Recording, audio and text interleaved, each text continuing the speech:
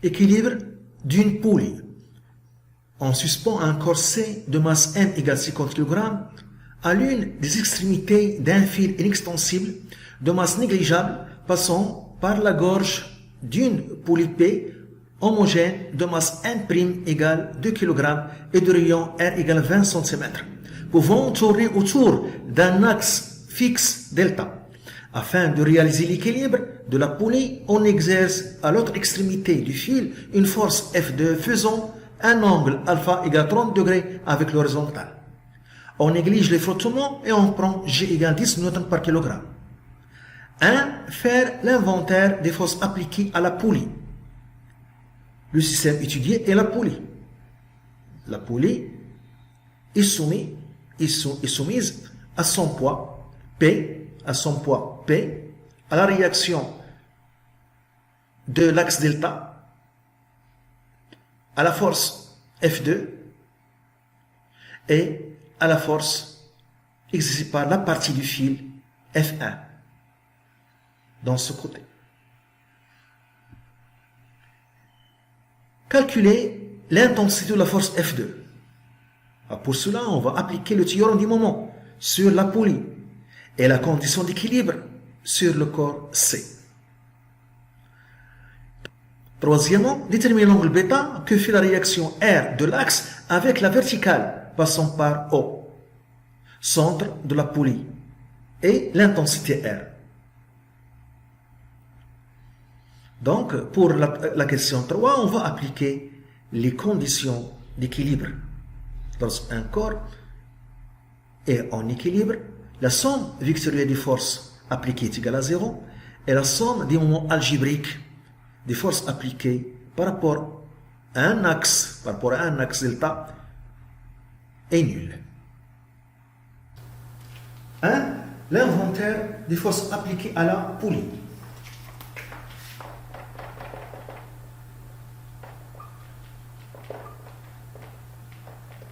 Des forces appliquées à la poulie. Le système étudié est la poulie. Donc, les forces sont représentées sur le schéma. Donc, il y a le poids P' de la poulie, la réaction de l'axe R, l'axe delta supporte la poulie, la force F2 appliquée par la partie du fil F2 et la force F1 appliquée par la partie du fil F1. P', le poids de la poulie. R, la réaction de l'axe delta. F1, tension du fil, tension de la partie 1, la tension de la partie F1 du fil. F2, la tension de la partie F2 du fil. Deuxièmement, l'intensité de la force F2. L'intensité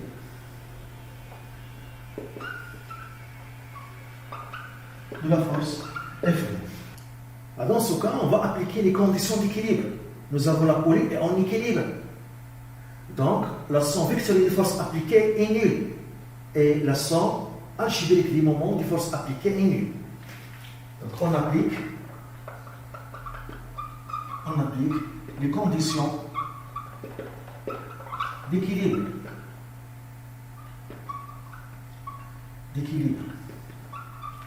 Les conditions d'équilibre. Donc, P'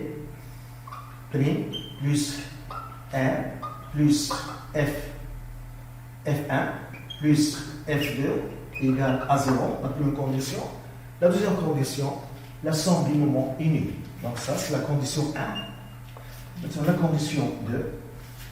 Donc le moment de P' par rapport à delta plus le moment de R par rapport à delta plus le moment de F1 par rapport à delta plus le moment de F2 par rapport à delta est égal à 0.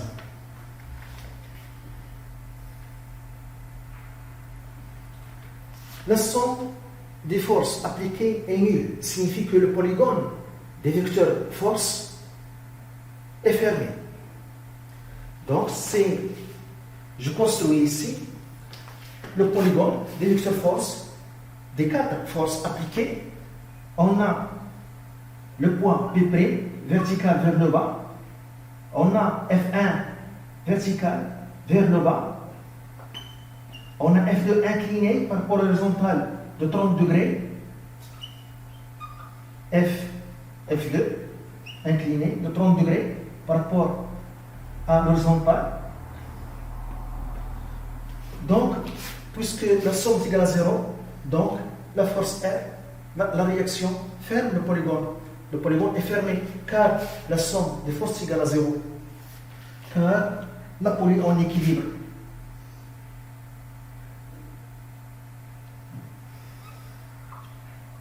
Voilà, donc R, voilà, ferme le polygone. Donc il est incliné par rapport à la verticale d'un angle bêta qui est demandé dans la question 3. La deuxième condition donne la condition donc on a dit que le moment de P' par rapport à delta plus le moment de R par rapport à delta plus le moment de F1 par rapport à delta plus le moment de F2 par rapport à delta égale à 0. Donc le moment de P' par rapport à delta égale à 0 car P' coupe delta. Voilà. Donc la droite d'action de la force P' coupe delta. Donc la force P' il n'a aucun effet de rotation et il ne permet pas, il est incapable de participer au mouvement ou bien de s'opposer au mouvement. De même pour R, le moment de R par rapport à delta égale à 0 car R coupe l'axe delta. La même chose. R incapable de faire tourner la poly ou bien de s'opposer au mouvement de la poly.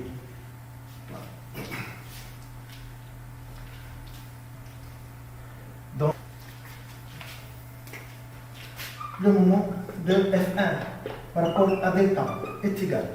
La force F1 tend à faire tourner la poly dans le sens négatif. Voilà le sens positif choisi. C'est un choix arbitraire. On peut choisir l'autre sens qui est le sens positif. C'est un choix arbitraire. Donc, d'après ce choix, donc F1 tend à faire tourner la poly dans le sens négatif. Donc, il y a un moment négatif qui est égal à l'intensité de F1 fois la distance entre delta et F1. Cette distance entre la droite d'action de F1 et delta, c'est le rayon 1. Ici, un angle droit. Ce n'est pas ça la distance, ce n'est pas ça. Donc, il faut avoir un angle droit ici. Il faut faire la projection orthogonale de delta sur la droite d'action. Donc, moins F1 fois R. Le moment par rapport à delta de F2 est égal. F2 tend à faire tourner la poly dans le sens positif. Donc, il a un moment positif. Donc, est égal à l'intensité de F2 fois la distance entre la droite d'action de F2 et delta. Voilà, delta. Donc, cette distance, c'est R. C'est R. Ici, un angle droit. On va voir ici un angle droit. Donc, cette distance, c'est R. Donc, plus F2 fois R. Donc 0 plus 0 plus F2 fois R moins F1 fois R égale à 0. Donc, F2 fois R est égal à F1 fois R. On sait faire R. Donc, F2 c'est F1. F1 c'est F2. Voilà. F1 et F2 ont même intensité d'après ce résultat. Pour trouver maintenant la valeur de F2, on doit considérer l'équilibre de corset. Le corset aussi en équilibre. Donc P est égal à T. Et puisque le corps C, est en équilibre, P est égal à T. Et puisque la masse du fil est négligeable,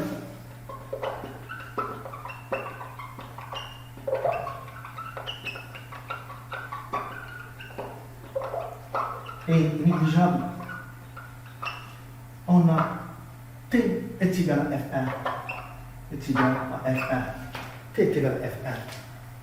Donc, P c'est F1, qui est égal à F2. Donc P est égal à F1. D'où F2 est égal à F1 est égal à P. Donc F2 est égal à M fois G. Donc F2 est égal, dans les données, on a la masse de corps, est égal à 50 kg fois G 10. Donc F2 est égal à 500 newtons.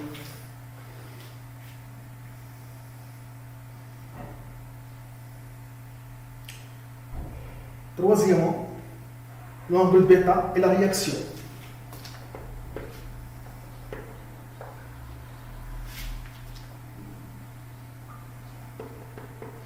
Et l'intensité.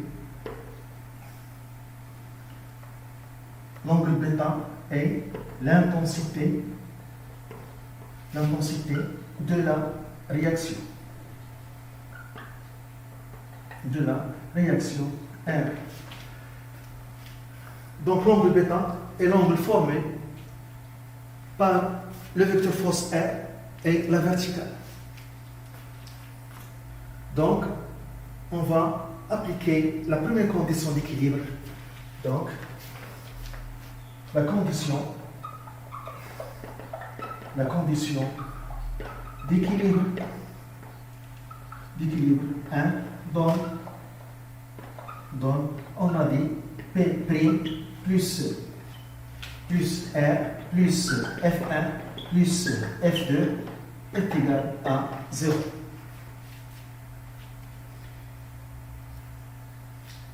On a la poulie est en équilibre. Donc les deux conditions d'équilibre sont vérifiées. On va projeter cette équation suivant OX et suivant OY. Voilà. Et après, on va trouver les coordonnées, on va chercher les coordonnées de ces vecteurs force dans ce repère OX, OY. À part projection sur OX.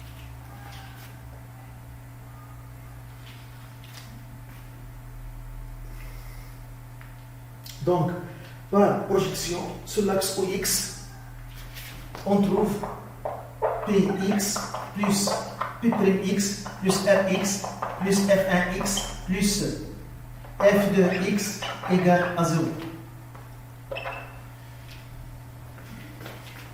Et sur l'axe OY, par projection sur l'axe OY, on trouve P'y plus Ry plus F1y plus F2y égale à 0.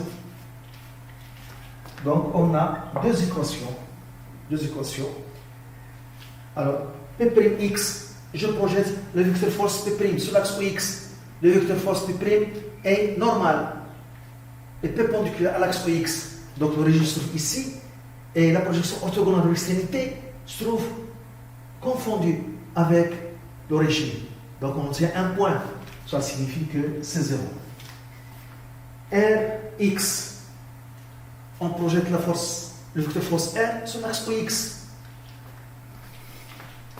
Donc la projection orthogonale, je prolonge l'axe OX dans l'autre côté et je projette l'extrémité de R de manière perpendiculaire sur l'axe OX. Donc on obtient cette longueur. C'est Rx. La projection de R, ou bien la projection de l'extrémité se trouve dans l'origine en négatif. Donc R x est négatif. Et la projection de R, cette longueur qui est le côté opposé de bêta, qui est égal à l'hypoténuse cosinus bêta, et l'hypoténuse c'est R.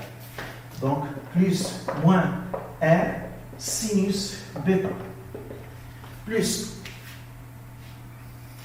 F1x, F1x, d'origine extrémité. Donc, la projection orthogonale de l'extrémité se trouve confondue avec l'origine. Donc, c'est 0. Plus f de x, voilà, f2. Donc, pour voir la projection, je peux translater f2 ici, donc ici l'origine, pour voir la projection, et je projette l'extrémité sur l'axe OX. Donc, la projection donne cette longueur, qui est le côté adjacent de alpha, qui est égal à l'hypoténuse, qui est f2, fois cosinus alpha. Et l'extrémité, sa projection se trouve dans la région positive. Donc, f de x est positif. Donc, c'est f2 cosinus alpha qui est égal à 0. La projection suivant l'axe OY. P' à Y. Donc, voilà, donc ici, P' se trouve sur l'axe Y. Et les P et l'axe Y, même sens, sont orientés dans le même sens, les deux forces. Donc, c'est P'. C'est P'. Donc ici, P'. Plus R, Y. On projette R sur l'axe Y.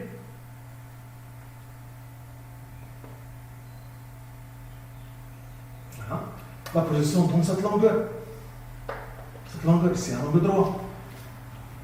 Donc, la projection de l'extrémité sur une région négative. Donc, RY est négatif. Et cette longueur, c'est le côté adjacent de bêta, est égal à l'hypoténuse qui est R fois cosinus bêta. Donc, moins R cosinus bêta plus F1Y. F1Y, Y en même sens. En même sens. Donc, ici, on a l'extrémité I, ici J. Donc, les F1 ou J, même sens. Et la projection de vecteur force F1 donne toute la longueur de F1. Donc, c'est F1.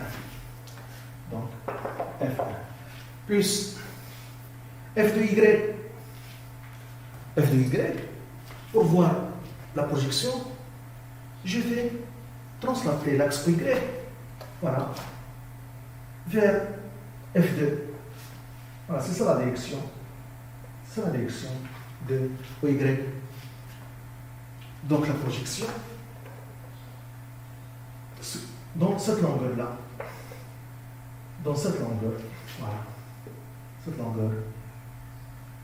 Qui est celui-là. Qui est le côté opposé de alpha. Qui est égal à F2 fois sinus alpha. Et la projection de l'extrémité sont dans la région positive. De OY. Donc, F de Y est positif. Donc, c'est F2 sinus alpha.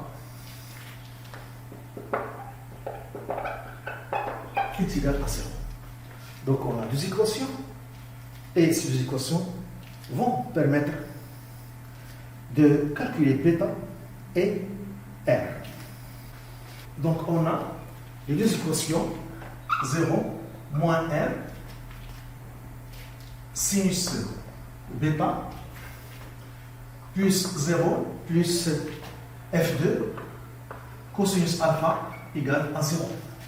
Et P' moins R cosinus bêta plus F1 plus F2 sinus alpha égale à 0. Ces deux équations vont permettre de calculer bêta et R.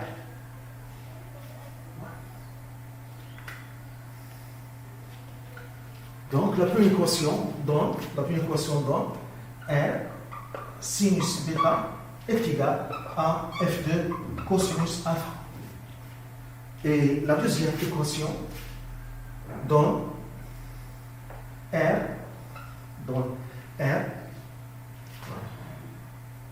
cosinus bêta est égal à P' plus F1 plus F2 sinus alpha.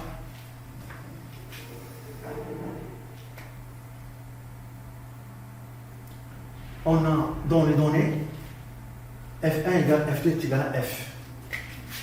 F1 est égal à F2 est égal à F qui est égal à 500 newtons. Donc, pour trouver bêta, j'ai ici l'équation 1, ici l'équation 2, je vais calculer 1 sur 2. Signifie que son nombre sur ce membre est égal à ce membre sur ce membre. Donc, ça signifie que R sinus bêta sur R cosinus bêta est égal à F derrière F cosinus alpha sur P' plus F1 c'est F2, donc F facteur de 1 plus sinus alpha. Donc je simplifie par 1, sinus bêta, c'est cosinus bêta, c'est tangente bêta, qui est égal à F fois cosinus alpha sur P' plus F1 plus sinus alpha.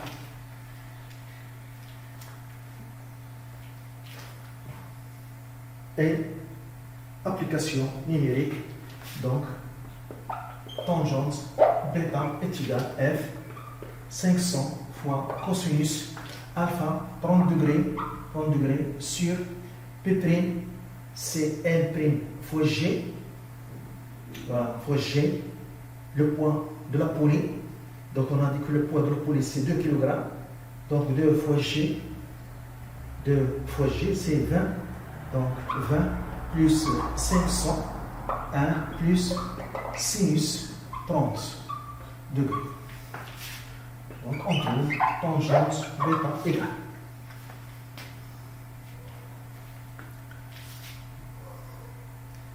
Zéro, 56.